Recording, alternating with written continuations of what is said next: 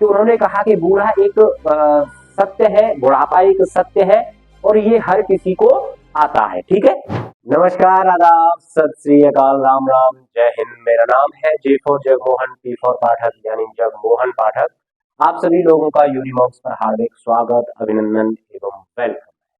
बेटा हम लोग पढ़ रहे थे विचारक, विश्वास और इमारतें। हम लोग बेटा कल मैंने आपको ना यहाँ तक करा दिया था पूरा कि लौकिक सुखों के आगे महावीर का संदेश। मैंने आपको बताया था कि महावीर से पहले जैन धर्म में कितने तीर्थंकर हो चुके हैं, तो 23 तीर्थंकर हो चुके हैं और ये लास्ट और 24वें तीर्थंकर किसके रूप में जाने जाते हैं बेटा, तो महावीर स्वामी के रूप में। किसके रूप में, तो महावीर स्वामी के रूप में 24वें तीर्थंकर के रूप में जाना जाता है महावीर को, ऐसे समझ लीजिए जैन धर्म में। ठीक है, ओके।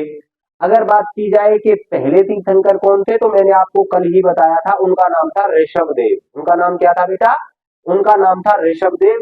ठीक है, अब और क्या क्या मैंने आपको बताया था, इन्होंने 5 धर्म या फिर 5 महाव्रत दिए थे। मैंने आपको बताया था 5 महाव्रत किसको करने हैं, जो लोग, कौन, तो जो लोग भाई कौन है, या तो जैन धर्म के साधु हैं या फिर जैन धर्म की क्या है बेटा, साध्वी है, अर्थात जो औरतों के लिए और मेल या फीमेल जो भी जैनिज्म की एजुकेशन लेना चाहता है या जैनिज्म की शिक्षा ग्रहण करना चाहता है, उसको 5 महाव्रत करने पड़ते थे, जिनमें से एक था कि किसी भी जीव की अर्थात जंतु की या मनुष्य की कभी भी हत्या नहीं करनी है। नंबर सेकंड क्या था कि चोरी नहीं करनी है। नंबर थर्ड क्या था कि झूठ नहीं बोलना है। नंबर फोर्थ था ब्रह्मचर्य का पालन करना है और धन संग्रह नहीं करना है। ये 5 चीजें मैंने आपको कल यहाँ पे बता दी थी। ठीक है भाई, आज स्टार्ट कर रहे हैं बेटा यहाँ से, तो बुद्ध और ज्ञान की खोज। भाई दबा के शेयर एक बार ठोक दीजिएगा, हर उस बच्चे के पास ये वीडियोस पहुंच जानी चाहिए जो भी बच्चा सीयूईटी 2024 की प्रिपरेशन कर रहा है, जिसको भाई जेएनयू, एएमयू, डीयू, बीएचयू जैसे बड़े यूनिवर्सिटीज में एडमिशन लेने का सपना है, तो बेटा हमारे साथ जुड़ जाइएगा। आपका जो पेपर आने वाला है वो पेपर में होंगे 50 क्वेश्चन। कितने क्वेश्चन होंगे उस पेपर में, तो 50 क्वेश्चन होंगे। 50 में से करने कितने हैं बेटा, तो 40 क्वेश्चन आपको 50 में से करने होंगे। ईच क्वेश्चन कितने मार्क्स का है, तो 5 मार्क्स का है, यानी 200 अपॉन 200 की जिस भी बच्चे को तैयारी करनी है, अर्थात जो भी बच्चा यूनिमॉक्स के साथ तैयारी करेगा, एक भी क्वेश्चन हिस्ट्री डोमेन के अंदर एक भी क्वेश्चन नहीं छूटने दूंगा, ये मेरी गारंटी है। ठीक है भाई, आरंभ करते हैं, प्रारंभ करते हैं, चलिएगा स्टार्ट करते हैं।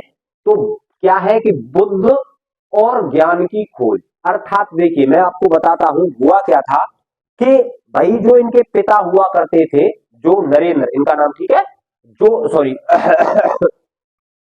जो ये बुद्ध हुआ करते थे, इनके जो पिताजी हुआ करते थे, उनके द्वारा इनको भौतिक सुख दिए गए थे। भौतिक सुख कैसे बोलते हैं कि भाई राजमहल में रखना, कहीं बाहर ना जाने देना, कहीं और बातें ना सुनने देना, ताकि इनको ये ना पता चले कि संसार में दुख नाम की भी कोई चीज होती है। ठीक, ओके। इनका एक सारथी था, किसका, बुद्ध का एक सारथी था, और उस सारथी का नाम था बेटा चन्ना, याद रखिएगा, है ना, आपके इसमें नहीं है, सारथी का नाम था चन्ना। तो चन्ना के साथ इन्होंने एक टाइम कहा कि भाई चन्ना एक काम करिए, हमको आप अपना नगर घुमा दीजिए, यानी जो हमारा नगर है अर्थात जो हमारा साम्राज्य है, मैं उसका भ्रमण करना चाहता हूं, मैं उसको घूमना चाहता हूं। ठीक, ओके। चन्ना ने कहा चलो ठीक है भाई, मान, राजकुमार है, मान सकते हैं कि भाई मना कर नहीं सकते, है ना, मना कर नहीं सकते। तो हुआ क्या कि जैसे ही बौद्ध या बुद्ध जैसे ही आगे चले, ठीक है, जैसे ही आगे चले, तो सबसे पहले इनको कुछ दिखाई देते हैं, जैसे लाइक बूढ़ा आदमी। ठीक है, इन्होंने पूछा चन्ना ये क्या है, चन्ना ने कहा कि ये बूढ़ा आदमी है। कि बूढ़ा क्या होता है, कि उन्होंने कहा कि बूढ़ा एक सत्य है, बुढ़ापा एक सत्य है और ये हर किसी को आता है। ठीक है, क्या मुझे भी आएगा, चन्ना ने कहा कि बिल्कुल सर, आपको भी ये बुढ़ापा आना है। आगे जैसे ही थोड़ी दूर और चले, तो उनको एक अर्थी वगैरह टाइप में ये कहानियां हैं, मैं वो बता रहा हूं आपको। ठीक है, तो भाई उनको वो भी मिली। उन्होंने चन्ना से पूछा, चन्ना ये कौन है, कि ये मनुष्य है और ये मृत्यु है, मतलब ये मृत्यु है, कि मृत्यु क्या होती है। चन्ना ने कहा मृत्यु सत्य है और सभी को आनी है। फिर बौद्ध की अगला क्वेश्चन आया, क्या मुझे भी मृत्यु आएगी, कि बिल्कुल सर आपको भी मृत्यु आएगी। बस यहीं से पीछे है लिए है, यहीं से पीछे होली है कौन, बुद्ध की। ठीक है भाई, मुझे अपने उसमें ले चलो। अब जाने के बाद बेटा ये क्या काम करते हैं, तो ये अपनी पत्नी को बिना बताए और सारे लोगों को, भाई ठीक है तुम यहाँ रहो और मैं मतलब ज्ञान की खोज में निकलता हूँ। ये अपने घर से ज्ञान की खोज में निकलते हैं और ज्ञान की खोज में जैसे ही निकले तो 6 वर्ष की, कितने वर्ष की याद रखिएगा, तो 6 वर्ष की कठिन तपस्या के बाद, ठीक है, शायद 29 वर्ष की आयु में इन्होंने घर छोड़ा था और 35 वर्ष की आयु में इनको एनलाइटमेंट यानी महाज्ञान की प्राप्ति हो गई थी। ठीक है, एकदम क्लियर हुआ है, एकदम क्लियर चीज है। चलिएगा अब बात करते हैं यहां से भाई पूरी की पूरी इन चीजों के बारे में कि क्या क्या थी और बुद्ध को किस तरीके से ज्ञान की प्राप्ति हुई थी। ठीक, ओके,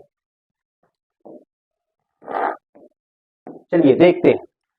बुद्ध उस समय सबसे प्रभावशाली शिक्षकों में से एक थे। किस समय की बात चल रही है बेटा ये, तो ये चल रही है 200 BCE से और पहले की। ठीक है, याद रखिएगा 200 BCE से पहले की ये बातें चल रही हैं। तो बुद्ध उस समय के सबसे प्रभावशाली शिक्षकों में से एक थे। सैकड़ों वर्षों के दौरान उनके संदेश, याद रखिएगा, उनके संदेश पूरे उपमहाद्वीप में, उपमहाद्वीप का मतलब क्या है कि पूरे के पूरे भारत में, पूरे के पूरे भारत और बेटा और किसकी बात करें हम, एशिया की, किसकी, तो पूरे के पूरे भारत और एशिया में इनके क्या फैले थे भाई। अगर मैं बात करूं तो पूर्वी एशिया में ज्यादा से ज्यादा, पूर्वी एशिया में ज्यादा से ज्यादा थाईलैंड, म्यांमार वगैरह और जापान, श्रीलंका, ये वाला जो हिस्सा है ना, यहाँ इनके अच्छे खासे भाई फॉलोअर्स हुआ करते थे। ठीक है, अच्छे खासे इनके यहाँ पे फॉलोअर्स या फिर इनकी जो ज्ञान हुआ करता था, इनकी जो शिक्षाएं हुआ करती थी वो यहाँ पर फैली थी। तो संदेश पूरे उपमहाद्वीप में और उसके बाद कहां पर बेटा, तो मध्य एशिया होते हुए चीन, कोरिया और जापान, श्रीलंका, थाईलैंड और इंडोनेशिया तक फैले। अगर आपसे क्वेश्चन पूछ लिया जाएगा, इनमें से कोई भी 3 ऑप्शन दे देगा और एक ऑप्शन गलत दे देगा कि भाई इनमें से बताइए कि बुद्ध की शिक्षाएं कौन से देश में नहीं पहुंची हैं। फॉर एग्जाम्पल आपसे बता देगा कि सऊदी अरब, ठीक है, सऊदी अरब में क्या आपकी बुद्ध की शिक्षाएं पहुंची, नहीं, वहां पे तो प्रॉफिट मोहम्मद साहब की शिक्षाएं पहुंची थी। ठीक है, अगर आपसे और भी कोई क्वेश्चन पूछ लिया जाएगा, जैसे कि आपसे पूछ लिया जाए कि यूरोप के कौन से देश में है ना कि बुद्ध की शिक्षाएं पहुंची है, तो आपको एकदम सटीक तरीके से जवाब देना है। ठीक, ओके, आगे बात करते हैं बेटा बुद्ध के अनुयायी यानी फॉलोअर्स ऑफ बुद्धिज्म, या फिर जो बुद्ध के फॉलोअर्स थे, जो बुद्ध को फॉलो किया करते थे, वो कौन कौन से लोग थे। तो बुद्ध को कई वर्षों की कठिन तपस्या के बाद महाज्ञान की प्राप्ति हुई और धीरे धीरे बुद्ध के शिष्यों का दल क्या हो गया, तैयार हो गया। इसीलिए इसकी स्थापना बेटा संघ की स्थापना की गई। जब कहीं पर भी कोई भी अनुयायी होते हैं, ठीक है, तो क्या होता है, तो अगर आज हम किसी भी ऐसे समझ लीजिए कि हमारे यहाँ जो ये गुरुजन होते हैं, गुरुजन अर्थात जो बाबा होते हैं, जो बहुत अच्छे बाबा होते हैं, ठीक है, वो जो बाबा होते हैं उनके क्या होता है बेटा, संघ की या आश्रम की स्थापना करनी पड़ती है। क्यों करनी पड़ती है, क्योंकि उनके अनुयायी भी तो होते हैं ना, उनके फॉलोअर्स भी तो होते हैं ना। तो वो फॉलोअर्स कहाँ रहेंगे, कहाँ वो जो रूल्स और रेगुलेशन जिसको कहते हैं हम, रूल्स जो फॉलो करने होते हैं, तो वो संघ में ही वो रूल्स फॉलो हो सकते हैं। इसीलिए उन्होंने संघ की स्थापना की। ऐसे भिक्षुओं के लिए, ऐसे भिक्षुओं की एक संस्था जो धर्म की शिक्षक बन गई। ठीक है भाई, आगे बात करते हैं। बौद्ध के अनुसार बौद्ध धर्म के प्रिय शिष्य, याद रखिएगा बुद्ध के प्रिय शिष्य के बारे में अगर बात की जाए तो आनंद और उपाली। कौन कौन, आनंद और उपाली।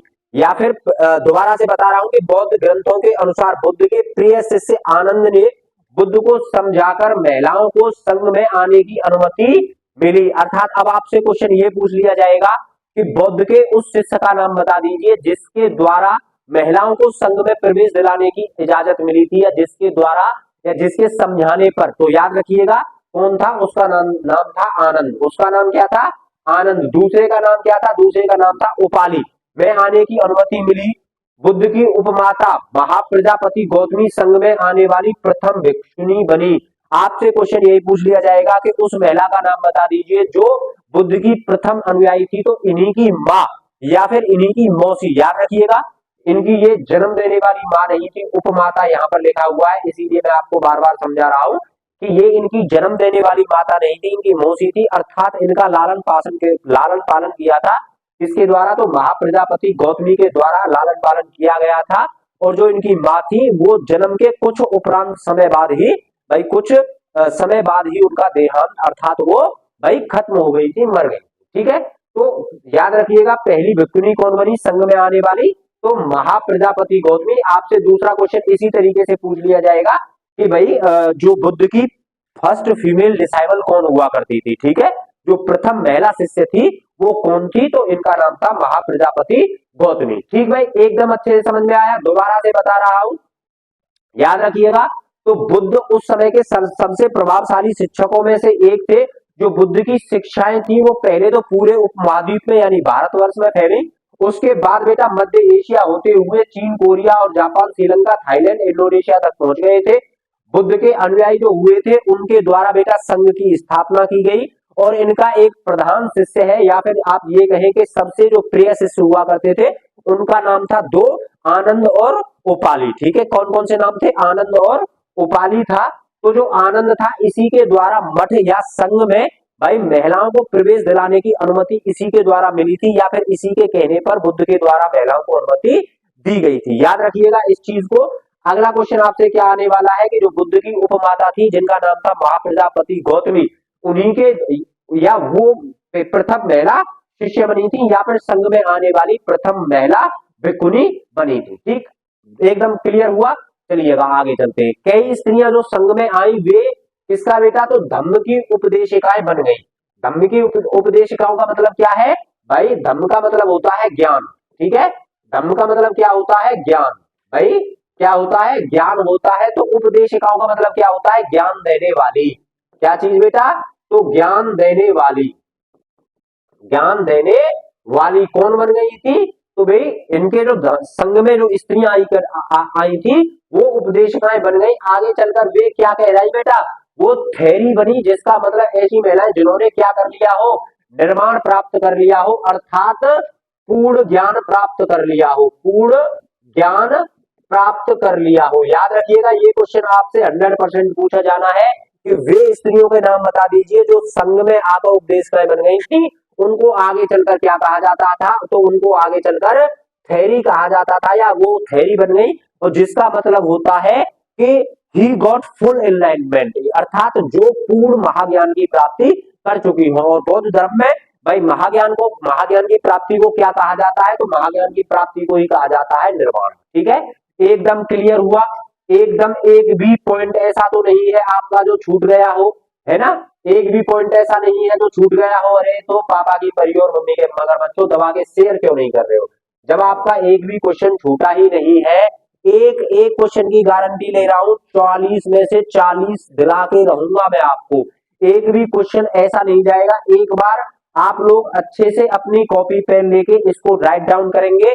जैसे ही आप इसको राइट डाउन, क्योंकि मैं आपको ना अनुमति देता हूं, आप स्क्रीनशॉट ले सकते हो, और बाद में जैसे ही क्लास खत्म हो 15 से 20 मिनट में, जैसे 10 से 12-15 मिनट की ये क्लास है, और 10 से 15 मिनट में आपको जब आप मेरे से समझकर और फिर उसके बाद जब राइट डाउन करोगे ना, तो लिख कर दे रहा हूं एक भी क्वेश्चन आपका छूटेगा नहीं। आप अपनी किताब ऐसे करके मेरे सामने रखिए, अर्थात जहां से भी आप पढ़ रहे हैं, लैपटॉप पे पढ़ रहे हैं, फोन पे पढ़ रहे हैं, जहां भी पढ़ रहे हैं ना, तो आप क्या काम करना है, आपको अपना जो बुक है आपको वो कंप्लीट करनी है। ठीक है, कंप्लीट अर्थात वो खोल के रखनी है, और जैसे ही जो भी टॉपिक मैं करा रहा हूं उस टॉपिक को देखते हुए चलना है, और साथ साथ में स्क्रीनशॉट भी ले लेना है। ठीक है, तो याद रखिएगा ऐसी महिलाएं जिनका निर्माण पूरा हो चुका है उन्हें क्या कहा जाता है, उन्हें थेरी कहा जाता है।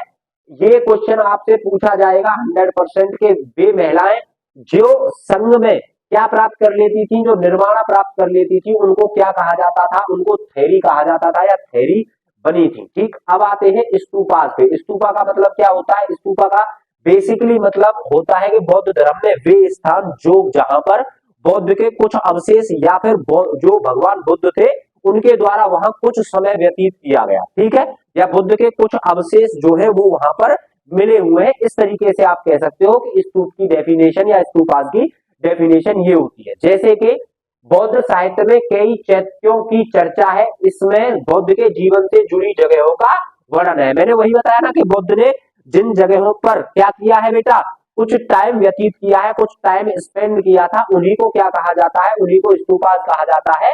तो बौद्ध साहित्य में कई चैत्यों की चर्चा है, इसमें बौद्ध के जीवन से जुड़ी जगहों का वर्णन है। नंबर एक याद रखिएगा, अब क्वेश्चन आपसे बन के आएंगे इन 2 लाइनों में, तो आपसे क्वेश्चन एकदम अच्छे वाले पूछने जा रहे हैं, ठीक है। याद रखिएगा, ये 5 स्टार मैंने बनाया है यहाँ पे। तो जहां बुद्ध का जन्म हुआ था, लुम्बिनी, कपिलवस्तु, नेपाल, याद रखिएगा, ठीक है। जगह का नाम क्या है, लुम्बिनी। जहां उन्होंने ज्ञान प्राप्त किया, तो कौन सा है, जहां उनको एनलाइटमेंट हुआ, बोध गया, बिहार। चलिएगा आगे बात करूं, तो जहां उन्होंने प्रथम उपदेश दिया था अपना, उस जगह का नाम क्या है, उस जगह का नाम है सारनाथ। एक एक पॉइंट एकदम क्लियर। और जहां उन्होंने निब्बान अर्थात निर्वाण प्राप्त किया था, उसका सॉरी निब्बान यानी जहां उनकी मृत्यु हुई थी, याद रखिएगा।